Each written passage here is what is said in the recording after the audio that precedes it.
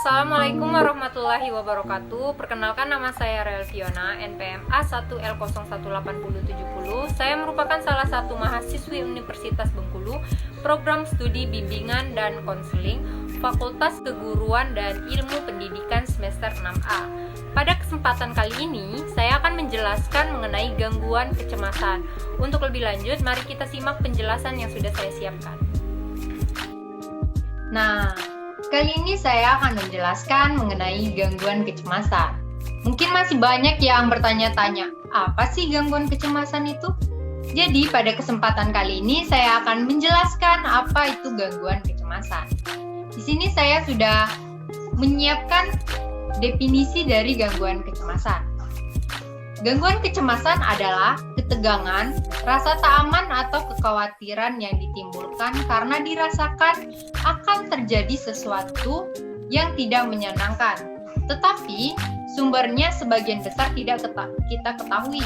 Jadi biasanya kita pernah merasakan rasa yang membuat kita gelisah, rasa tak aman, rasa tegang, dan merasa akan ada sesuatu yang membuat kita menjadi khawatir akan terjadinya suatu hal, dan kita tidak tahu nih apa yang menyebabkan kita bisa merasakan kekhawatiran yang begitu besar.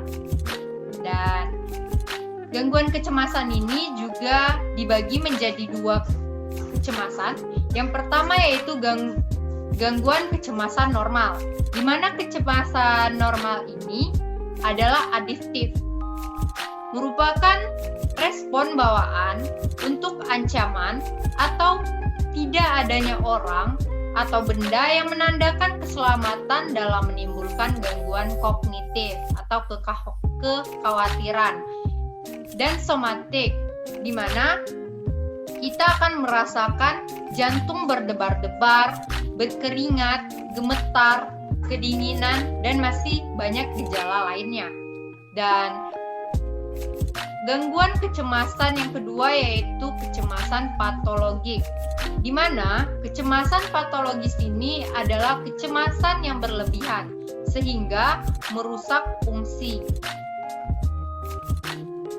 Dan yang selanjutnya dari gangguan kecemasan, adapun yang meninjau yaitu neuroanatomi, merupakan reaksi kecemasan yang melibatkan berbagai organ di otak. Di antaranya yang pertama adalah amigdala. Di sini terlibat dengan pengolahan rangsangan emosional yang menonjol. Dan yang kedua, adanya medial prefrontal cortex berupa korteks anterior termasuk cingulate, korteks subkalosal, dan gyrus prefrontal medial, dan melibatkan dalam mempengaruhi modulasi. Dan yang ketiga yaitu hippocampus. Di sini melibatkan dalam pengodean memori. Dan juga saya menyiapkan apa saja tanda-tanda dan gejala dari kecemasan. Jadi ada beberapa tanda dan gejala yang akan timbul dari adanya gangguan kecemasan. Yang pertama yaitu perasaan takut, di mana kita akan merasakan hal yang berlebihan sehingga membuat kita ketakutan akan sesuatu. Dan yang kedua, menimbulkan kekhawatiran tentang sejumlah peristiwa atau hal dan atau aktivitas lain yang bisa membuat kita berpikir secara keras dan mengkhawatirkan hal itu yang belum tentu akan terjadi. Dan yang ketiga, kita akan sukar mengendalikan rasa khawatir.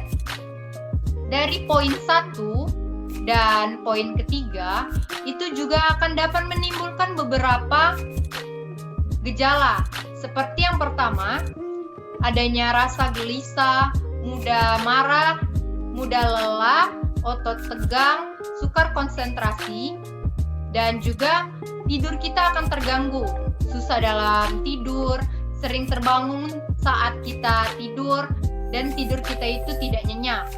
Adapun juga gejala-gejala somatik, yaitu berupa yang sudah saya jelaskan tadi, dan dilanjutkan dengan gejala manifestasi perifer dari entitas, yang mana akan menyebabkan kita itu mengalami diare, lambung terganggu, perut kembung, nausi, mulut kering, pusing, kepala ringan, tremor, midiriasi, napas pendek, hiperhidosis, telapak tangan berkeringat atau dingin, sinkope, poliuria, yaitu miksi frekuens, hipertensi, palpitasi, takikardi, gelisah, otot tegang, rasa kesemutan pada ekstremitas, sulit dalam tidur, dan juga mempertahankan tidur, di mana kita akan sulit mempertahankan tidur. Jadi kita akan merasakan adanya gangguan-gangguan seperti mimpi, sehingga kita terbangun dari tidur kita. Lalu dilanjutkan dengan klasifikasi gangguan kecemasan. Di sini klasifikasi gangguan kecemasan ada 5. Yang pertama yaitu gangguan entitas menyeluruh atau GAM. Dan yang kedua gangguan panik atau PD. Yang ketiga gangguan fobia. Yang keempat gangguan obsesi kompulsif. Dan yang kelima yaitu gangguan stres pasca trauma. Jadi mungkin masih banyak yang belum mengerti apa sih yang dimaksud dari gangguan entitas menyeluruh atau GAM. Jadi saya akan menjelaskan definisi dari klasifikasi gangguan kecemasan yang sudah saya sebutkan tadi. Seperti yang kita ketahui, klasifikasi gangguan kecemasan tadi ada 5. Dan yang pertama adalah gangguan anksitas menyeluruh atau GAM, merupakan perasaan khawatir atau cemas yang berat dan menyeluruh, menetap atau bertahan lama, disertai dengan gejala somatik seperti motorik dan otomonik, yang menyebabkan gangguan fungsi sosial dan fungsi pekerjaan atau perasaan nyeri hebat, perasaan tak enak. Dilanjutkan dengan gangguan panik. Di sini gangguan panik adalah kecemasan yang ditandai serangan panik spontan dan dapat berkaitan dengan agorafobia atau rasa takut di ruang terbuka, di luar rumah sendiri, atau di dalam keramaian, dan disertai dengan kecemasan antisipatori.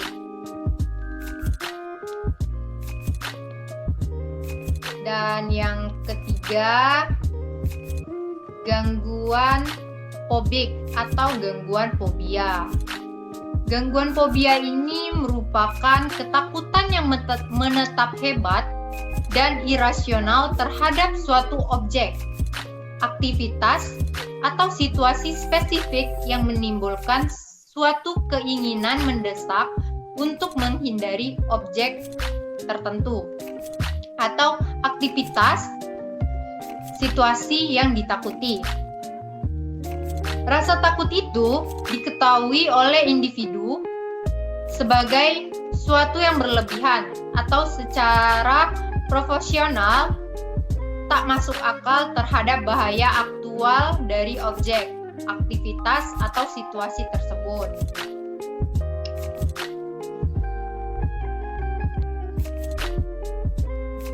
Yang keempat, gangguan obsesi kompulsif dan gangguan terkait.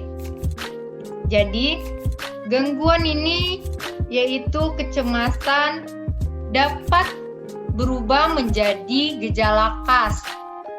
Gambaran klinis yang dapat kita lihat yaitu obsesif kompulsif, di mana pengertian dari obsesi ini adalah isi unsur pemikiran yang berulang-ulang, timbul dalam kesadaran, sekalipun pasien tidak menghendaki untuk memikirkannya, ia tidak sanggup mengeluarkannya dari kesadaran atas kemauan sendiri. Ia seolah dipaksa untuk memikirkan, mengingat, atau membayangkan. Lalu, konvulsi. Konvulsi merupakan dorongan untuk melakukan perbuatan atau rangkaian perbuatan tertentu yang apabila dilawan atau tidak dilaksanakan akan menimbulkan ketegangan yang sangat-sangat mengakibatkan rasa tidak enak. Pasien seolah-olah dipaksa menyerah pada impuls untuk melakukan perbuatan ini, sekalipun tidak menyukainya dan tidak memperoleh kepuasan dari perbuatan tersebut. Dan yang kelima yaitu gangguan stres pasca trauma. Jadi di sini seseorang memiliki trauma, misalnya jatuh dari ketinggian, sehingga dari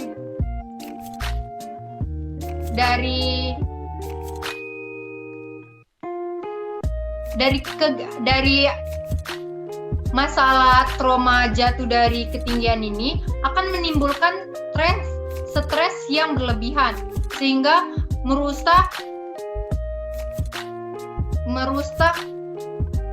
pemikiran, merusak keadaan pasien, yang mana akan menjadikan dia sebuah gangguan kecemasan. Seseorang merasa takut akan jatuh dari ketinggian dan berusaha untuk menjauhi ketinggian yang ada. Misalnya, seseorang menjauhi kegiatan manjat tebing karena memiliki rasa takut akan trauma ketinggian. Baik, itulah materi. Nah, jadi itulah tadi informasi yang bisa saya sampaikan. Semoga apa yang sudah saya sampaikan mengenai gangguan kecemasan ini bermanfaat untuk kita semua. Lebih dan kurang saya mohon maaf. Saya tutup. Wassalamualaikum warahmatullahi wabarakatuh.